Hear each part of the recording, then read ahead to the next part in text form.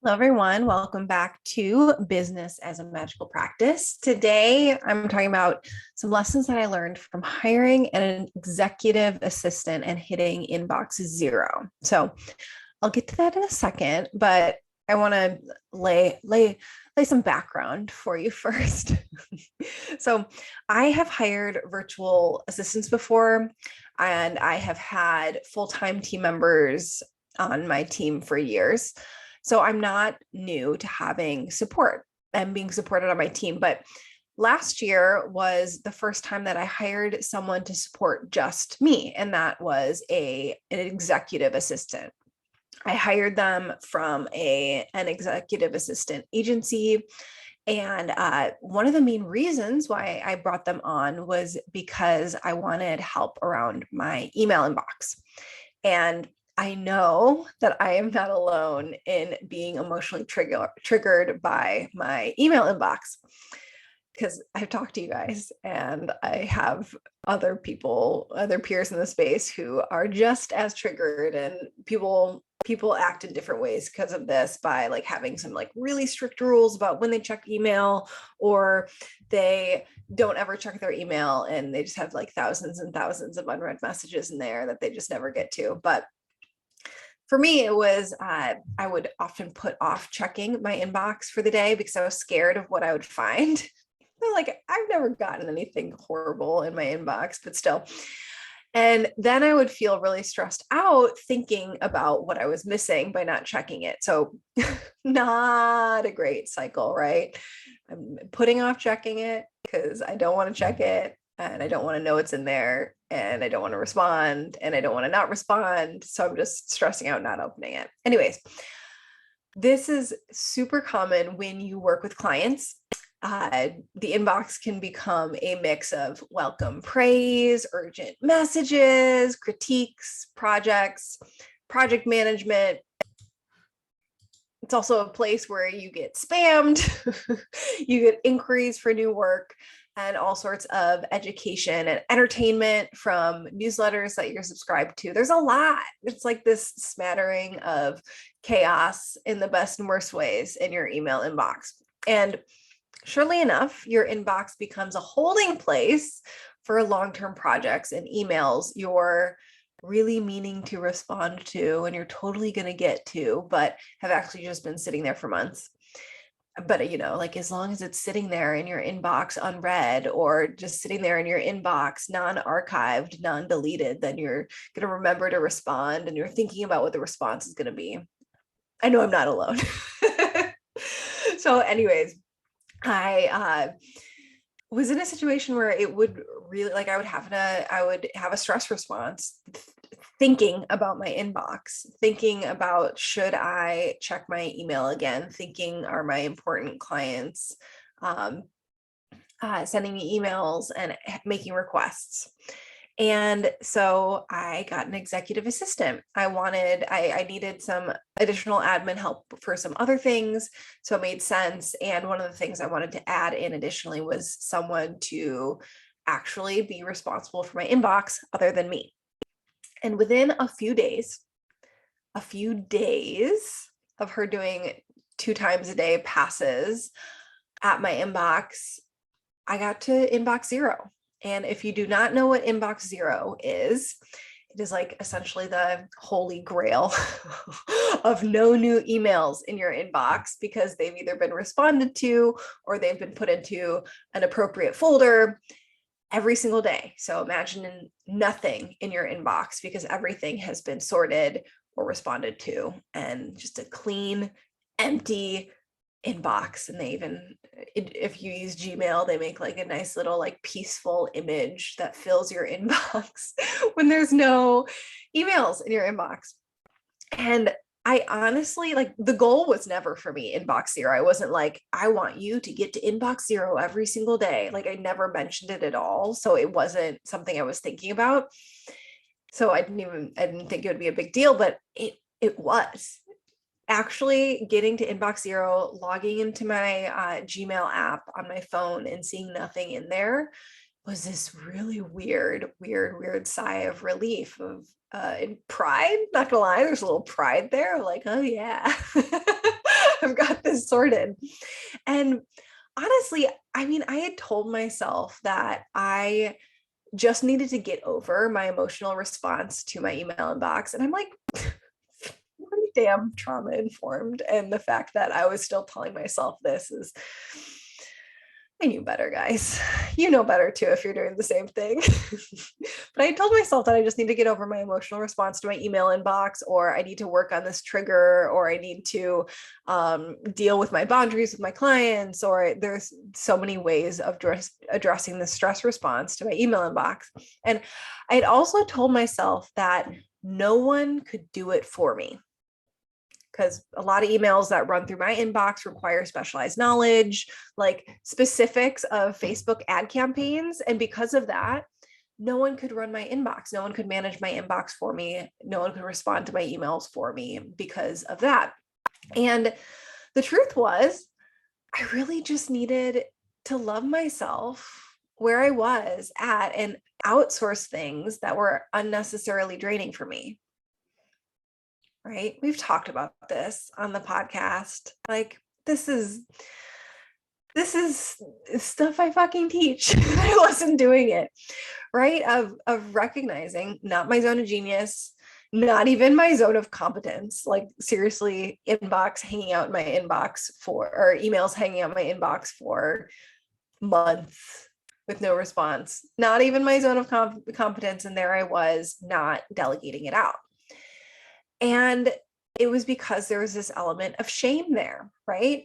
I shouldn't have this response. I shouldn't be emotionally triggered by emails. It means that I need to do more healing. It means that I need to get more resilient. It means blah, blah, blah, blah, blah. And I mean, within days, I was weak of this switchover. I was waking up feeling relaxed and free because I knew someone else was paying attention to it if anything urgent was coming in. Right? Suddenly wasn't my responsibility to note if there was urgent emails. And I knew someone was going to tell me if there was. So the two big lessons I wanted to share today around this, and you guys, I'll circle back in a in a little bit around how this isn't just about the inbox. If this isn't like, this applies on different levels if you're not an email inbox weirdo like I am. But two lessons I wanted to underline was that, one, outsourcing things that genuinely drain you can have a massive impact on the experience you have in your business. Okay. Outsourcing things that genuinely drain you can have a massive impact on the experience you have in your business. In some cases, you guys, you can change the capital C circumstances and have a genuinely different and better experience of your reality, right? Sometimes it's not about the thoughts, you guys. You can change your circumstances and have a better experience of your reality. It's not always about healing trauma and upgrading your mindset, okay? So it can just be circumstantial changes you make that improve your experience of your business and your life. And then the second one is, don't use your inbox like a to-do list. Okay. I already knew this. If you're like me, you already fucking knew this. And yet I was still doing it. So I would leave stuff in my inbox because I would quote unquote get to it later. And I wanted to remember to get to it later. That's not what your inbox is for.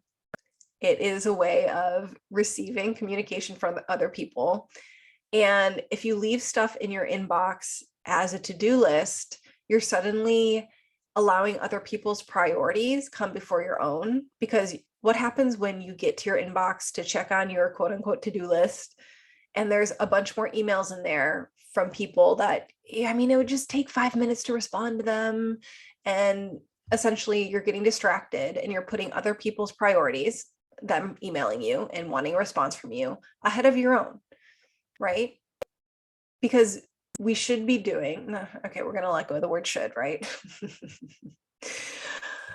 Ideally, at least for myself, I want to make sure that my most creative time, my most productive time, my most effective time, which is the mornings for me, like I have a good 4-hour chunk of time in the mornings where I do my best work.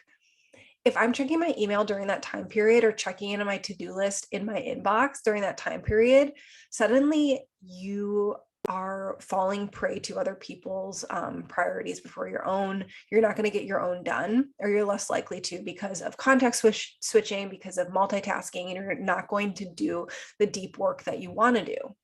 Because for myself, what I crave within my business is having these large pockets of time that I can do creative work, that I can write, that I can develop intellectual property. And instead, if I am going to my inbox or going to my Voxer or going to my text messages to check in on things, I'm going to get distracted and I'm going to be pulled out of that flow state. So there are, and we're gonna, in a hot second, I want to tell you what we actually did to get out of the inbox. So the way that we did that was, every day, simply responding to what's urgent or important. And maybe that's later in the day so that it's not chewing up prime time, work time, productive time.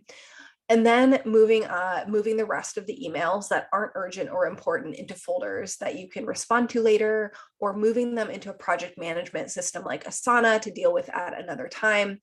One thing that I had the assistant do was take like tasks that people were sending in and put them, like copy and paste the email into an Asana task, because we use Asana as our project management system within Dirty Alchemy, and then set a due date on it. And it was either today or it was a week from now, just realizing that just because an email came in today doesn't mean it's a high priority to respond to or do anything about. And this was a game changer for me, of just like getting the to-dos out of my inbox and into our project management system. It made it so that everything changed. And then suddenly I can just check my email, like look in the urgent folder, look in the important folder, and respond to the things that need responding, that actually do need to be responded to. And it's a fraction of the amount of emails that come in.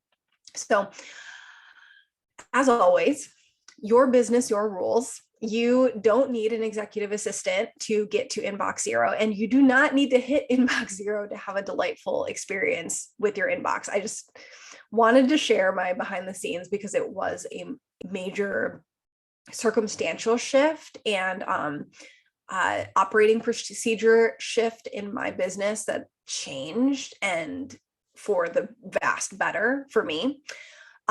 So if you are shaming yourself that you should be able to do this on your own, this is your permission slip to just get the support that you need. Even if it's way more support than your peers or your spouse or your family or your friends, just because the other people that you know are not getting the level of support that you crave, you are allowed to get that support. Okay. And so I no longer have an executive assistant. She was on our team for, I think like 4 or 5 months. And then I just realized that I didn't want another person on my team that was working only a few hours a week. I'd rather have less people on my team working more hours than like a smattering of different contractors. So even despite of that, because of the systems that were created while she was working within the business, we've been able to maintain that. I've been able to maintain that new experience of my inbox, of not getting triggered by my inbox, because the systems were put in place. Because I know, like, okay, these are the folders that I use. Okay, I know that get stuff is out of the inbox as quickly as possible and into Asana. Okay, so this is stuff that you can actually implement. If you're someone who is emotionally triggered by your inbox, like, yes, you can do the trauma resolution work to not be triggered by clients, or you can just decide to completely disregard your inbox. I know plenty of 7-figure CEOs that do that and just fuck the inbox.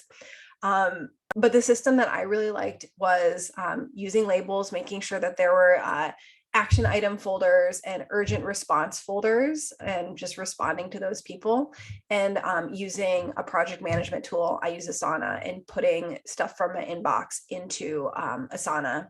And I've been checking it 1 to 2 times a day. That's it. And game changer, life changer. So I hope this is helpful. I know it was. Let me know if you have any questions on Instagram. Feel free to DM me. And you guys have a really, really exciting announcement next week. I can't wait to share it with you. But stay tuned for that. And I'll talk to you next week. We have a fun guest, and then also that super fun announcement. So see you then. Aloha.